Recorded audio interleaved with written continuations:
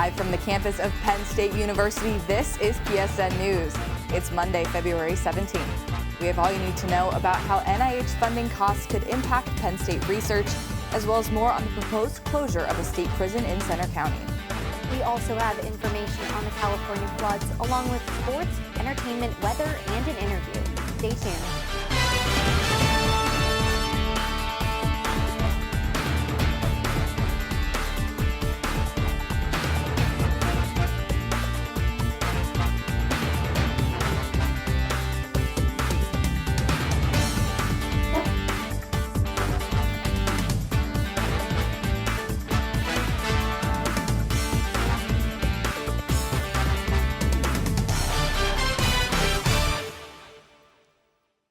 Thanks for joining us tonight. I'm Annika Wagner. And I'm Emma Goldkoff.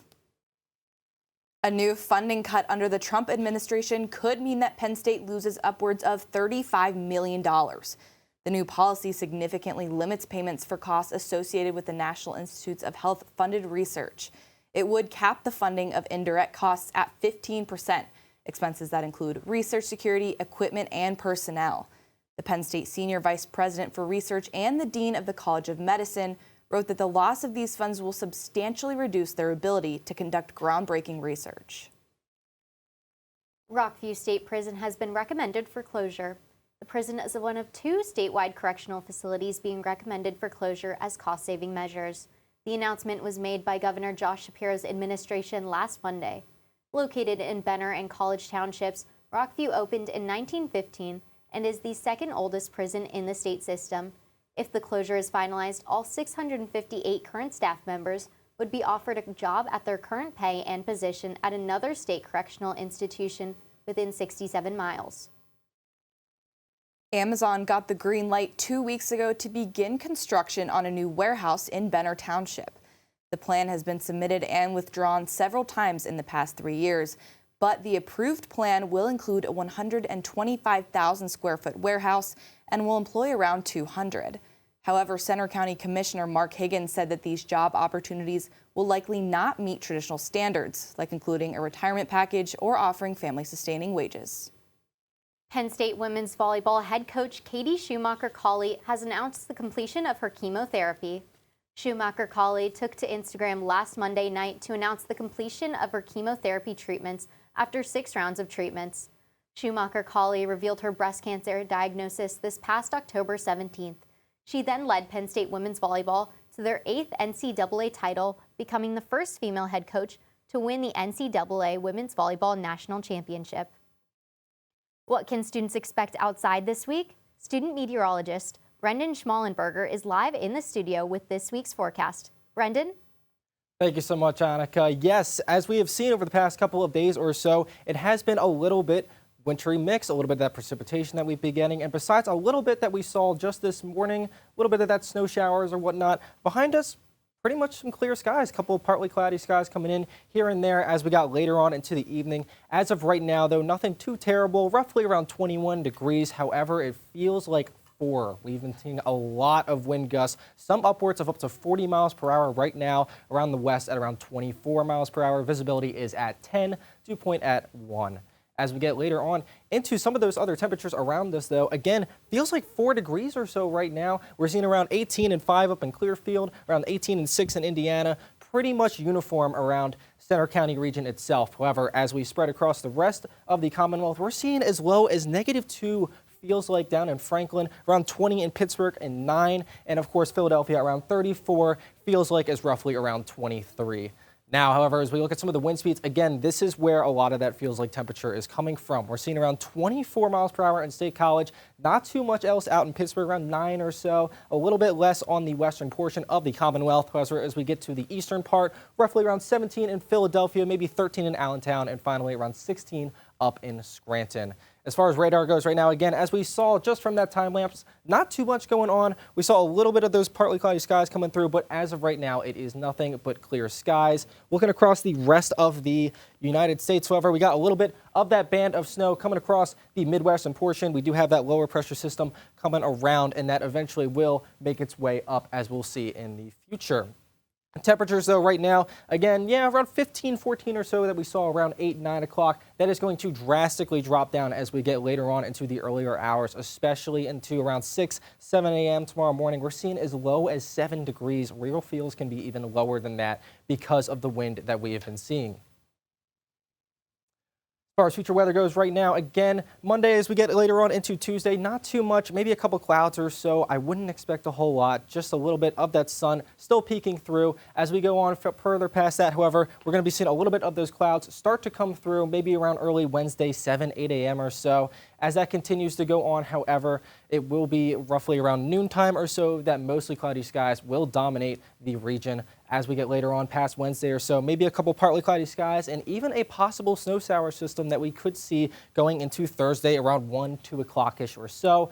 As we move past that, out of that, though, roughly Friday early morning, a couple of clouds or so, maybe a few scattered showers or snow showers or so that we're seeing in the southwestern portion of the state. Otherwise, not too much is going to be expected.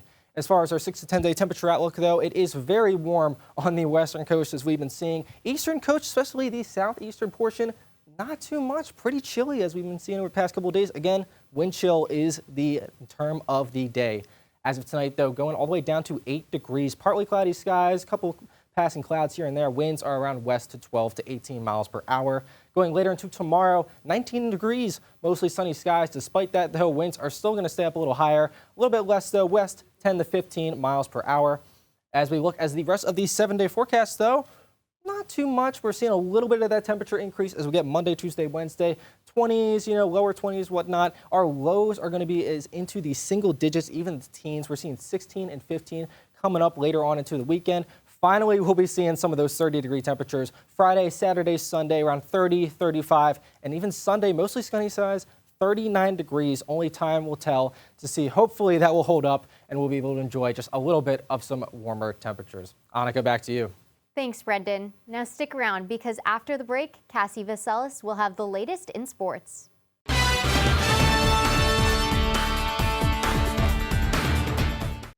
Welcome back to PSN News. I'm Cassie Vaselis with your sports update. Penn State men's hockey swept Notre Dame this past weekend.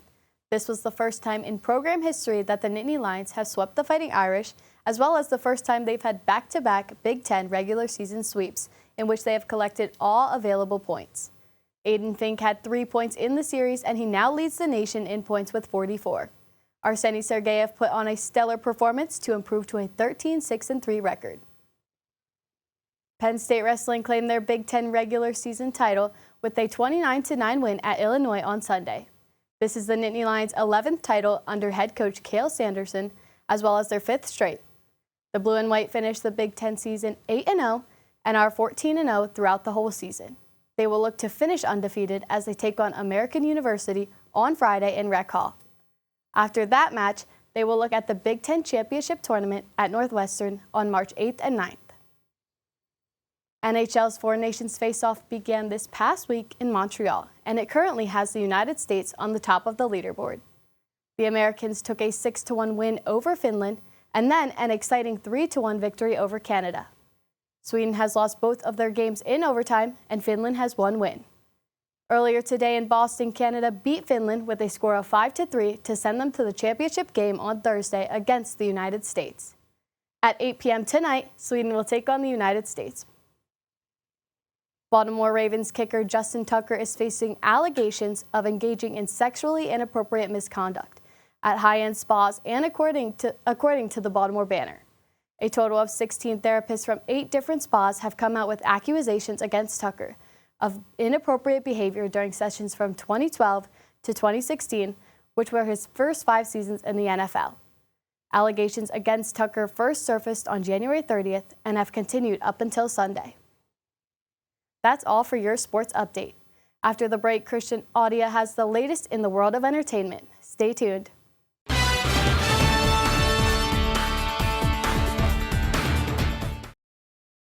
Welcome back to PSN News. I'm Christian Audia with your entertainment update. Glorilla fans, let the anticipation begin. PSU Spa announced that Glorilla will be coming to the Bryce Jordan Center on Thursday, April 3rd at 8 p.m. Tickets will be available through Ticketmaster on Wednesday, February 19th at 12 p.m. Selected seats in the lower bowl will be free to Penn State students with a Penn State student ID and $25 for the public. Floor tickets will also be available only to Penn State students for $15. There will be a limit of 2 tickets per ID. The iconic Love Your Lions mark is back, making a return to the Happy Valley for the first time in 50 years. This past Saturday, Penn State launched the exclusive line of products featuring the vintage mark. These products can be purchased through local and online retailers, as well as at the Penn State men's basketball game against Nebraska on Wednesday, February 19th. The collection includes apparel, hats, tumblers, stickers, and decals, with additional products projected to be added in the future. Love is Blind's fans' hearts were full on Valentine's Day when the reality TV show released its 8th season. The show follows contestants who date and get engaged without seeing each other. The show explores whether emotional connections are more important than physical attraction. Once engaged, they go on a 3-week trial marriage where they put their connection to the test to see if they can function in the real world. Will an emotional connection be enough to triumph the struggles and challenges you face in a marriage and in the real world? Stay tuned throughout February and March to see if love is truly blind. The woman who accused Jay-Z and Sean Diddy Combs of raping her when she was 13 years old has dropped her lawsuit against both men. The suit included details of how the woman was allegedly lured by a limousine driver outside the 2000 MTV Video Music Awards and assaulted by 2 rappers at the afterparty. Combs currently faces several lawsuits alleging physical assault, rape, and other misconduct. He is currently held in a New York City jail awaiting trial on sex trafficking charges. On Saturday, Combs' attorney said the suit dropped on Friday will be, quote, the first of many that will not hold up in a court of law. That's all for your entertainment update. Coming next, interview anchor Abby Shashute will be speaking with Brianna Bryant, the Vice President of the Black Emotions Advocate Team. Stay tuned.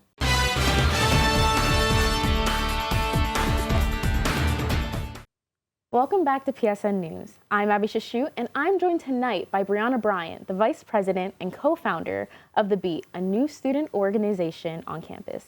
Thank you so much for coming in tonight, Brianna. And to start, for those who don't know, what is The Beat? So The Beat, or the Black Emotions Advocate Team, is a mental health org dedicated to fostering an open and supportive space for mental health in the Black community.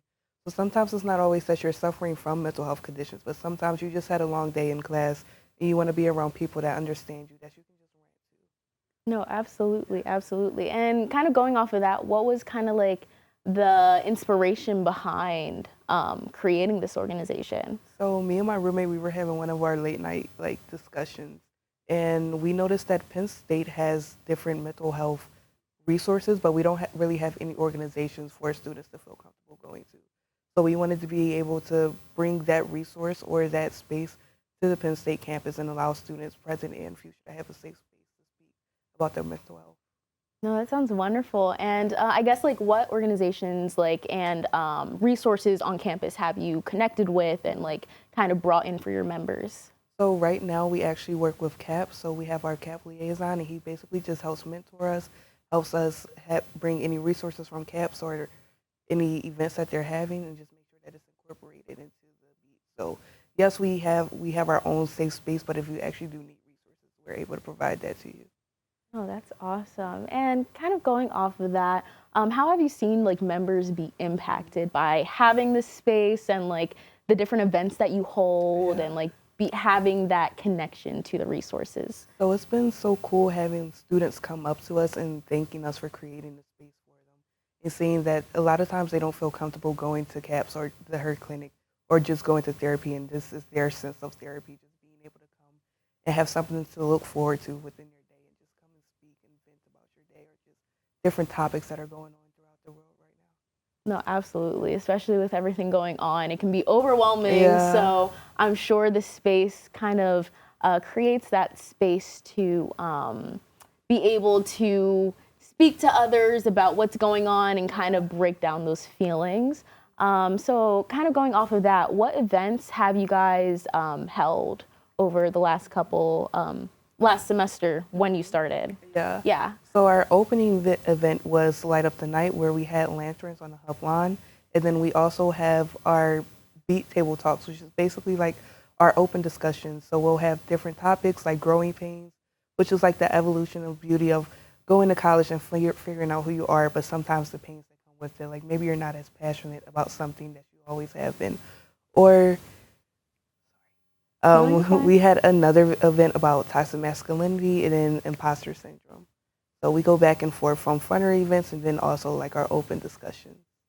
So from these discussions, I guess what are some things that people could do to help like facilitate these conversations about mental health, especially like in the Black community, among Black students, Black men? So these talks are really just like open discussions. So if you have like any ideas, if you're ever inspired by any of our talks, just come talk to us. We're always open to like any ideas that people have. If you want to like have us come and collab with different organizations, or sometimes the university even reaches out to us and asks us to have some of our e-board members come to their events and talk about the beat or just facilitate a conversation that we have. Okay, and so far, what's been your favorite event to collab on, speak on, take part in? I would say my favorite event so far was definitely our opening event, the Light Up the Night. So we had lanterns on the hub lawn, and on one side we had students write their hopes and dreams for like the semester, and then the other side are different worries that they have for the semester. So that was kind of our way of like letting go of your worries, but also speaking positive at like affirmations into the future. No, absolutely. I feel like it's definitely important to reflect on how you're feeling and check in on yourself. Kind of set those goals and like see what might be a challenge. So honestly, that sounds like an awesome event. Yeah. And you do have another collab coming up. Can we learn more about that? Yes. Have a little sneak peek about what people might expect going. Yes. So this Thursday in the Lions Lounge from 6 to 8 p.m. we're having our event with the Paul Robeson Center. So it's called Brother, You're on My Mind. It's part of their Black History Month initiatives. So it's basically just an event or open discussion where everybody can come and talk about mental health within Black men, toxic masculinity, or just Black men being vulnerable enough to talk about their mental health. There will be free food, there will be prizes and giveaways, and then we also have a keynote speaker who's an alumni and social worker, and he's also a mental health advocate. So he's coming and he's going to be our keynote speaker for tonight. So with all this exciting stuff happening on Thursday, what are you hoping that people take away from the event? I just want people to be able to feel comfortable talking about their mental health, or just being able to, basically that's it, just being able to speak about your mental health and being comfortable to share your different things that you're going through. No, absolutely. And well, yeah, that's about all the time that we have for today. Thank you so much for joining me tonight. And make sure you check out the event on Thursday, but stick around because coming up we have Emma and Annika with the latest news from across the nation.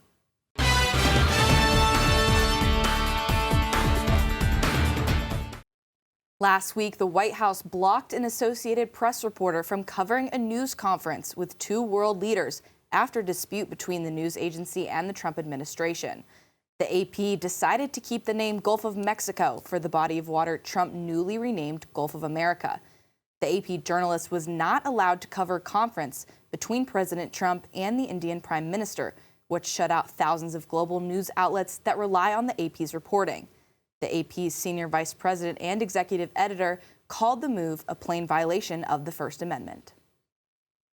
A Los Angeles Fire Department member was swept off the Pacific Coast Highway and into the ocean. Heavy rainflow and flooding caused a debris flow to sweep up an LA Fire Department vehicle with a member still inside. The member left the accident with minimal injuries. Heavy rain in California has caused issues across the state. In Pacific Palisades, one intersection of the highway was engulfed in about 3 feet of sludge. With the intensified downpour, the National Weather Service issued flash flood and severe thunderstorm warnings for a large strip of eastern Los Angeles County. A Colorado dentist charged with killing his wife offered a fellow inmate $20,000 to kill their case's lead investigator, Bobby Olson. The defendant, James Craig, also offered his cellmate $20,000 each to kill 3 other people. Craig previously pleaded not guilty to first-degree murder and 2 counts of solicitation to tamper with evidence. Craig poisoned his wife's protein shakes in 2023 with cyanide and tetrahydrozoline, a substance found in over-the-counter eye drops. An Indiana teen has been arrested for allegedly plotting a mass shooting. Trinity Shockley was arrested Thursday for conspiracy to commit murder, intimidation, and conspiracy to commit intimidation. Police say the 18-year-old planned a school shooting at Mooresville High School for Valentine's Day. Allegedly, the FBI's Sandy Hook Promise Say Something anonymous reporting system contacted the local sheriff after a tipster said that their friend was planning an attack and had an AR-15 rifle. Shockley is currently being held without bond in the Morgan County Jail in Martinsville, Indiana. That concludes our show tonight at PSN News. Be sure to check us out on Twitter and Facebook at PSN News, on Instagram at Penn State Network News, and to subscribe to our YouTube channel at youtube.com/PSN News. Have a good night and stay safe, Penn State.